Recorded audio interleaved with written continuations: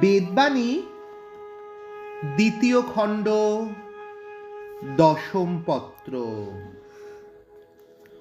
অদৃষ্ট চক্রের দ্বারায় জীবের গতাগতিতে লাভ এবং লোকসান হইতে সুখের দুঃখের তরঙ্গে নানাবিধভাবে আনন্দ লাভের জন্য নানান উপায় অবলম্বন করিতে যায়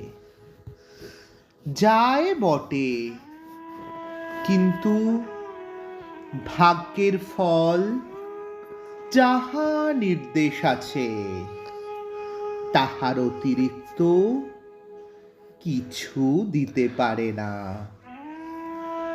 অতএব সর্বদাই অদৃষ্টে যাহা থাকে তাহার ভোগের জন্য ব্যস্ততা না রাখিয়া কেবল নাম করিতে থাকিবে। নাম আর ভগবান একই। নাম আর ভগবান যদি এক হয়, তবে নামকে ধরিয়া থাকিলেই তদ্বারা আনন্দ লাভ করিতে পারে। ভাগ্য ফলে যাহা করিবে তাহাই লাভ মানিয়া সংসারের যাবতীয় কর্ম করিতে চেষ্টা রাখা উচিত। ভগবান যাহা করিবেন তাহাতে আর কোনো প্রয়োজন না রাখিয়া সর্বদা নাম করিয়া যাইবেন। নামেই সকল অবস্থার আবরণ হইতে উদ্ধার করিবেন, সন্দেহ নাই।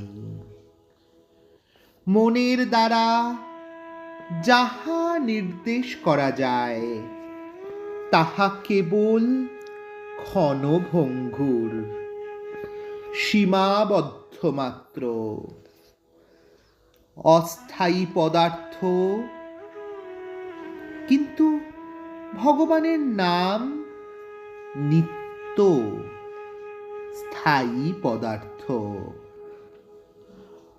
অতএব নামের সঙ্গে থাকিতে সুখ দুঃখ যাহাই হোক না, নাম নিয়া পড়িয়া থাকাই উচিত। নাম বই আর কিছুই নাই। সংসারে উপায় অনুপায় ভাগ্যই, তার শান্তি চেষ্টা করিবেন। চেষ্টা করিতে করিতে নিত্য পদার্থ গোচরে পড়িয়া যাইবে। ভাগ্যানুসারে জীবের আয় ব্যয় শক্তি প্রাপ্ত হইয়া যায়। ভাগ্যের অতিরিক্ত কিছুই পায় না। ধর্ম বলিতে গেলেই সত্য, অর্থাৎ খাঁটি বস্তুকে বুঝায়। নামই সত্য। নামকে ধরিয়া থাকিলে স্বধর্ম হইয়া থাকে। জয় রাম, জয় গোবিন্দ।